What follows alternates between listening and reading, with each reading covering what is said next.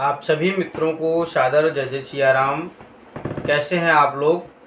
आशा करते हैं आप लोग अच्छे होंगे, स्वस्थ होंगे, मस्त होंगे। मैं आचार्य विवेक पांडे, मेरे YouTube चैनल में आप सभी का बहुत बहुत स्वागत है, सभी का अभिनंदन है। आज हम इस वीडियो में बात करेंगे निर्जला एकादशी के संबंध में।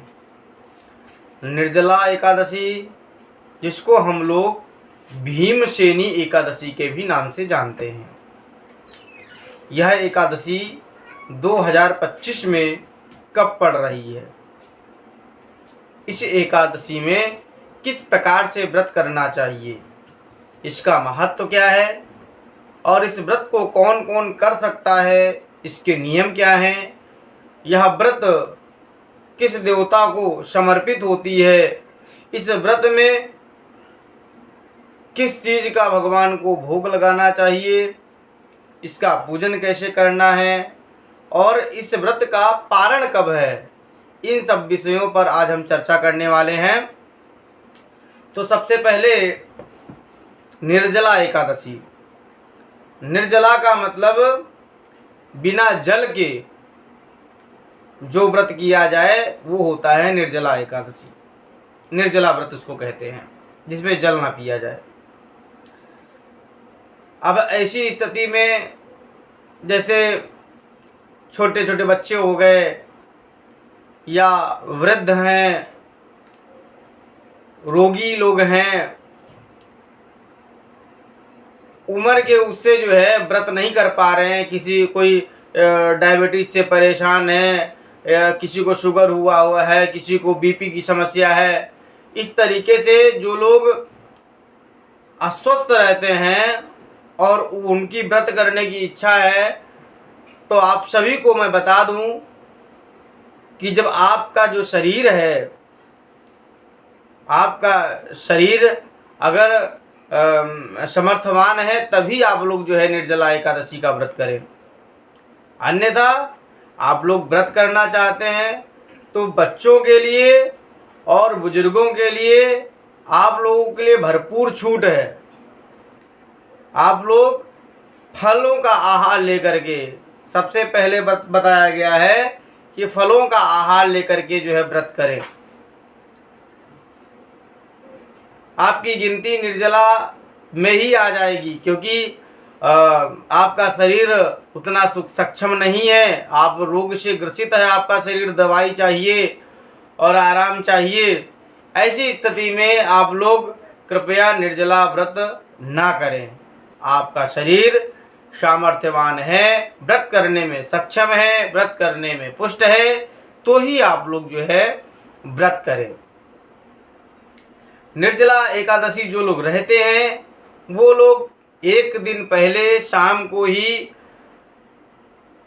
भोजन इत्यादि करके और ब्रश करके, दातून करके जो है सोएं और प्रातःकाल अपने नित्य कार्य से जो है निवृत्त होकर के स्नान आदि करके पूजन कक्ष में जाकर के भगवान के सम्मुख एक दीपक जलावें। दीपक घी का होना चाहिए। लाल आसन लेकर के उस आसन पर बैठ जाएं। आप लोग बैठ करके दाहिने हाथ में जल और पुष्प ले लें, कुछ दक्षिणा ले लें और संकल्प करें कि हे ठाकुर जी, हे राधा माधव सरकार, आपकी कृपा से हम आपका यह व्रत निर्जला एकादशी का करने जा रहे हैं। आप हमारे शरीर की जो ऊर्जा है उसको बढ़ावें, हमको वह शक्ति दें कि हम आपका यह जो 24 घंटे का निर्जला व्रत है उसको हम जो है अच्छे तरीके से कर सकें, उसमें किसी भी प्रकार का कोई विघ्न बाधा ना आने पावे। ऐसा करते हुए भगवान को धन्यवाद दे करके और उनके पूजन का संकल्प करके वह पुष्प और जल और दक्षिणा भगवान के पास में छोड़ दें। भगवान को बढ़िया से जो है स्नान करावें, दूध, दही, घी, चीनी, शहद, शर्करा और गंगा जल से स्नान करावें। गंगा जल से स्नान कराने के बाद में चंदन, फूल, तुलसी पत्र, और याद रहे कि तुलसी पत्र एकादशी के दिन तोड़ना बिल्कुल भी नहीं है। गमले में पौधे के नीचे जो भी तुलसी जी जो है पड़ी मिल जाए उनको ले आकर के भगवान को चढ़ाइए, धूप दीप दिखाइए, और भगवान को विशेष करके भोग किस चीज़ का लगाना है, तो निर्जला एकादशी, भीमसेनी एकादशी पर भगवान को फलों का भोग लगाना है। फल कौन से हों? जैसे ककड़ी हो गया, खीरा हो गया, खरबूजा हो गया, तरबूज हो गया, जो ऋतु फल हैं उनका ही भोग लगाना है। भोग लगाने के बाद में भगवान को दक्षिणा अर्पित करें और भगवान से प्रार्थना करें कि हे प्रभु, हम अपने जो है सामर्थ्य अनुसार आपका पूजन अर्चन वंदन किए, आप यथा योग्य हमको जो हम पर और हमारे बच्चों के जीवन में अपना आशीर्वाद, अपनी कृपा जो है सदैव बनाए रखिए, और हमारे द्वारा सदैव आपका ये जो एकादशी का जो पावन व्रत है, हम जब तक हमारा जीवन रहे तब तक हम यह व्रत करते रहें। यह 2025 में निर्जला एकादशी का व्रत कब पड़ रहा है? तो यह एकादशी का जो व्रत है वह 6 जून को पड़ रहा है। 6 जून दिन शुक्रवार को पड़ रहा है।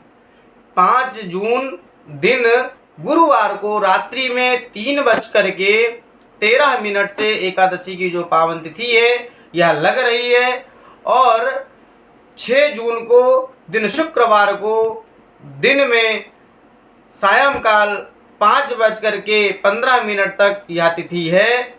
इसलिए इसका व्रत 6 जून को किया जाएगा।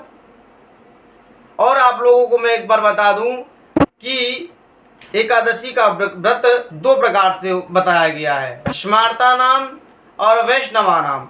स्मार्ता नाम मतलब जो गृहस्थ लोग हैं वो लोग 6 तारीख को व्रत करेंगे, और जो साधु सन्यासी वैरागी लोग हैं या जो वैष्णव जन हैं वो लोग इसका व्रत 7 जून को करेंगे।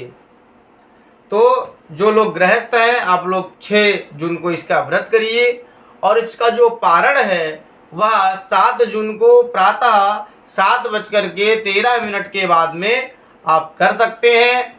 एकादशी पूजन के बाद में संपूर्ण दिन मानसिक तौर पे ओम नमो भगवते वासुदेवाय मंत्र का जो है जप करते हुए, और प्रयास करें कि रात्रि काल में भजन संकीर्तन इत्यादि जो है करके संपूर्ण दिन को जो है व्यतीत करें।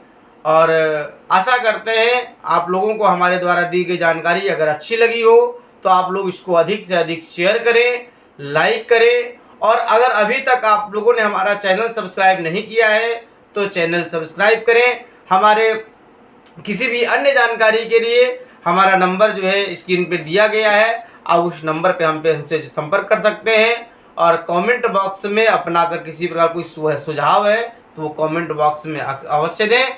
आप सभी का दिन मंगलमय हो, आप सभी का जीवन परम मंगलमय हो। इसी के साथ में आप सभी को सादर जय सिया राम।